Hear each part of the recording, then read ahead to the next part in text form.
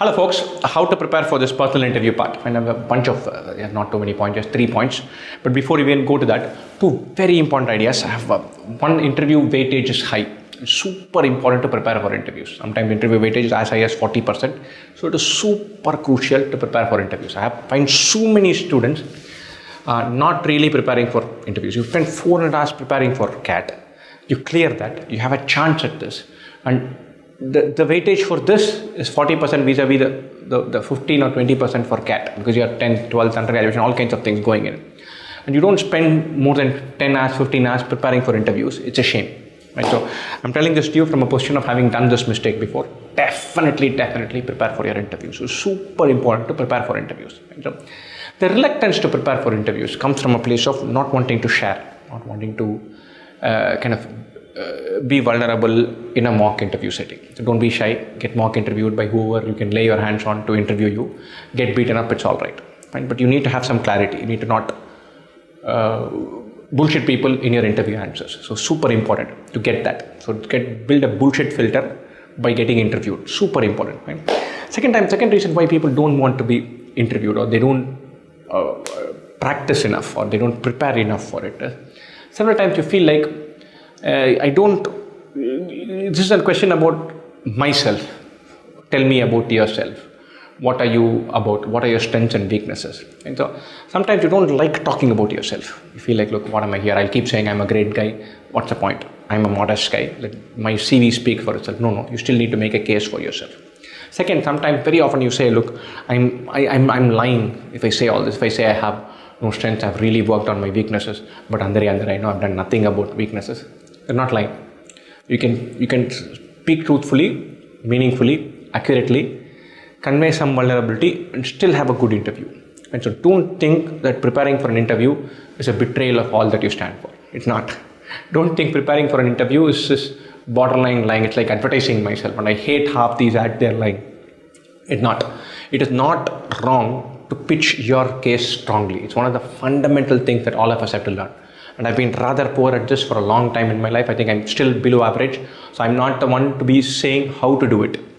But I'll definitely say that it is super important to do it. And so super important to shed those ideological things against interview preparation. I don't want to hawk myself. I don't want to lie about this. I don't want to present myself as different. All those are bullshit reasons for not preparing an interview. So don't give yourself those excuses. And then saying, I know about myself, what do I need to prepare for? Wrong. I prepared for 4 years for my engineering. How am I going to prepare for that in 2 weeks? Wrong. And so you can prepare, you can get the details right, you can plan well, and it is meaningful, it is super crucial, the weightage is high. That should be top priority now. You should be writing reams and stuff about yourself, filling pages and pages, reading that, revising that, presenting it well, coming out and checking out your own videos, seeing them, listening to them, seeing if they sound phony. All of that you have to do to give yourself as good a chance as possible for going to the next step. Just do the math. The weightage for interviews is usually higher than the weightage for CAT. You probably spend 3.5 hours at least preparing for CAT. So I'm not saying you have to prepare for 4.5 hours for interviews. You can't. You don't have that much time. But you must set aside a sizable chunk to do this. Preparation, what categories does it come in? Content questions. If you're a college student, you must prepare for whatever you've learned, whether it's economics or finance or accounting or engineering or whatever. You have to prepare for that. If you're preparing for accounts, the same thing. What is double entry bookkeeping? You're preparing for economics, it's like, what is fiscal deficit? What is revenue deficit? What is primary deficit? What is supply demand curve? What is aggregate supply? What is aggregate demand? You must know these things.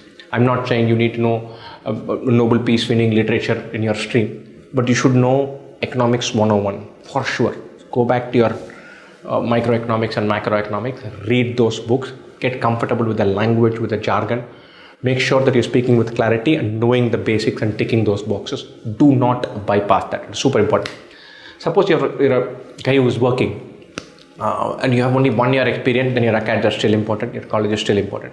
But every additional year of experience, your academic thing goes more into the background, your job comes more into the forefront. If you're working in an established company, in established industries, like I worked for 2 years in Accenture or 3 years in Deloitte, then you need to have clarity about how you'll articulate your role.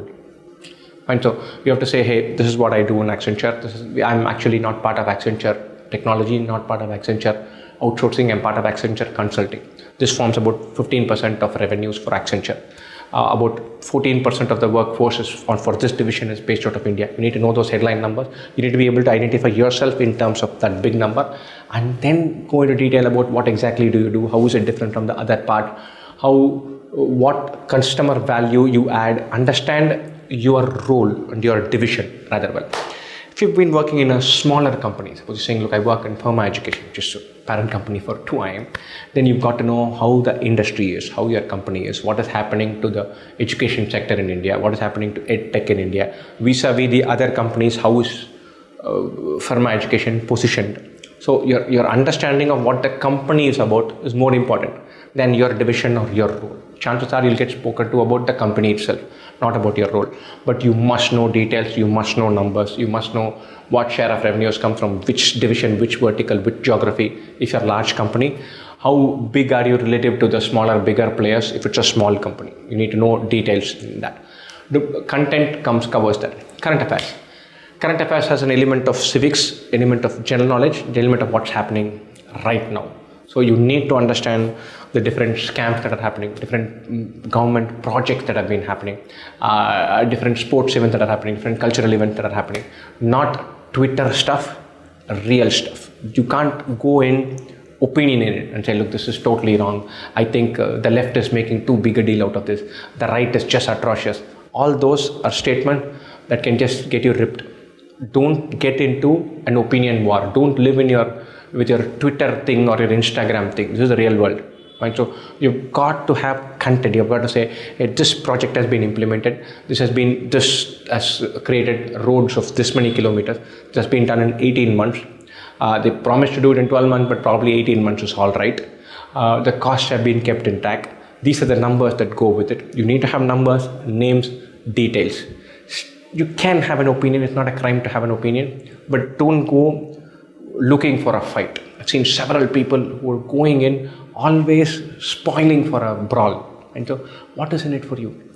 Don't go with extreme opinions. Don't say this is for against this. These people are just idiots.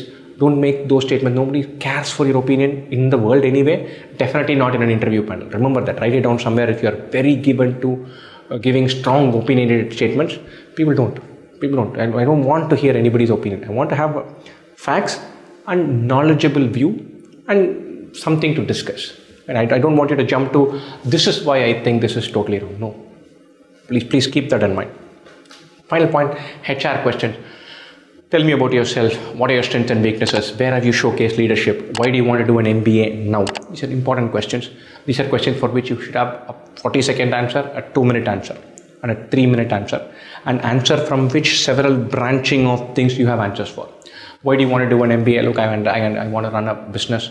I want to, at some point of time, you want to run a business. So do you want to become an entrepreneur? So you have a business idea. Yeah, I actually think there is a technological gap in fixing. There is a gap that technology can fill in matching customers and producers in this industry. Oh yeah, really? How will you fill it? What technology will you use? I'll use this.